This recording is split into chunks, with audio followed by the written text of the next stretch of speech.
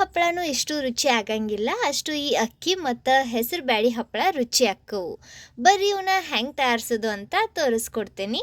ಇವನ್ನ ತಯಾರ್ಸಕ್ಕೆ 1 ಕಪ್ನಷ್ಟು ಹೆಸರು ಬ್ಯಾಳಿ ಮತ್ತು ಅಕ್ಕಿ ತಗೋರಿ. ಇವನ್ನ ತೊಳೆದು ಪೂರ್ತಿ ನೀರು ಬಸ್ತು ನೆಳ್ಳಾಗ ಒಣಗಿಸಿ ಮಿಕ್ಸಿ ಜಾರ್ ಒಳಗೆ ಸಣ್ಣಕ್ಕೆ ಗ್ರೈಂಡ್ ಮಾಡ್ರಿ. ಅಥವಾ ನೀವು ಜಾಸ್ತಿ ಕ್ವಾಂಟಿಟಿ ಒಳಗೆ ಇವನ್ನ ತಯಾರ್ಸಕತ್ತಿದ್ರ ಗಿರ್ನಿಗೆ ಹಾಕಿಸ್ಕೊಂಡು ಬರ್ರಿ. ಈ ಹಿಟ್ಟು ಎಷ್ಟು ಆಕತಿ ಅದಕ್ಕಿಂತ ಅರ್ಧ ಕಪ್ನಷ್ಟು ಜಾಸ್ತಿ ನೀರು ಹಾಕಿ ಇದ್ರಾಗ ರುಚಿಗೆ ತಕ್ಕಷ್ಟು ಉಪ್ಪು, 1 ಚಮಚ ಪಾಪಡ್ ಖಾರ, ಅರ್ಧ ಚಮಚ ಕರಿ ಮೆಣಸಿನ ತುಂಡು ಹಾಕಿ ನೀರಿಗೆ ಕುದಿ ಬಂದ್ಮ್ಯಾಗ ಹಿಟ್ಟು ಹಾಕಿ ಕಲಸ್ರಿ. 2 ನಿಮಿಷ ಒಗಿ ಮ್ಯಾಗ ಬೇಯಿಸಿ ಆಮ್ಯಾಗ ಪ್ಲಾಸ್ಟಿಕ್ ಶೀಟ್ ಇಲ್ಲಂದ್ರ ಹಸಿ ಅರ್ಬಿ ಒಳಗೆ ಇದನ್ನ ಚಂದಗ ಮಿಟ್ಕೊಂಡು ಸಣ್ಣ ಸಣ್ಣ ಉಳ್ಳಿ ಮಾಡಿ ಲಟ್ಟಿಸ್ರಿ.